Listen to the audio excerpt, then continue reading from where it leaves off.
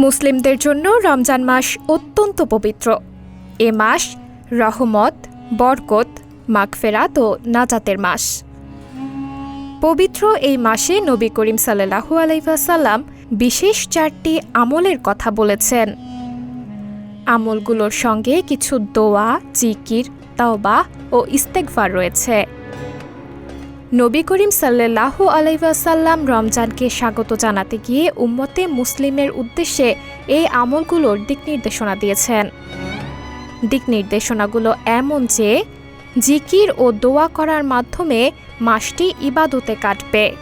রোজাদারের জন্য মাসটি ইবাদতের বসন্তকালে পরিণত হবে। আমল 4টির মধ্যে 2টি মহান আল্লাহর জন্য আর 2টি বান্দার জন্য। আল্লাহর জন্য 2 আমল হচ্ছে কালেমার সর্বোত্তম তাসবিহ লা ইলাহা ইল্লাল্লাহু পাঠ করা, আল্লাহর কাছে বেশি বেশি ইস্তেগফার তথা ক্ষমা প্রার্থনা করা। কালেমা পাঠের কারণ হচ্ছে এই কালেমা মানুষকে এক আল্লাহর স্বীকৃতি তথা তাওহীদের দিকে ধাবিত করে। মানুষ সবচেয়ে বড় অপরাধ শিরক থেকে মুক্ত রাখে।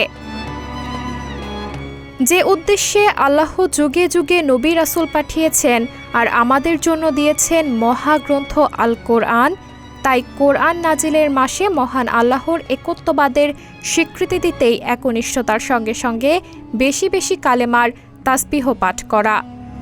ইস্তেগফার বেশি বেশি পড়ার কারণ হলো আল্লাহ বলেন, তোমরা তোমাদের রবের কাছে ইস্তেগফার করো, তিনি অত্যন্ত ক্ষমাশীল। ইস্তেগফারের কারণে আল্লাহ তাআলা অনেক কঠিন অবস্থা থেকে মানুষকে হেফাজত করবেন। তা হলো, দেশে যদি খরা বা বিপর্যয় তৈরি হয় তবে আকাশ থেকে মেঘ বর্ষণ করবেন। দেশ মরুভূমি হবে না, বরং সুন্দর পরিবেশ তৈরি হবে। নিজেদের আয় রোজগার বেড়ে যাবে, কখনো অভাব আসবে না। সন্তান সন্ততি না থাকলে আল্লাহ তাআলা সন্তান সন্ততি দান করবেন। পরিবেশকে সবুজময় করে দেবেন। পরিবেশকে সুন্দর করতে নদী নালা প্রবাহিত করাবেন। নিজেদের জন্য 2 আমল হচ্ছে আল্লাহর কাছে জান্নাত প্রার্থনা করা আর জাহান্নামের আগুন থেকে মুক্তি চাওয়া।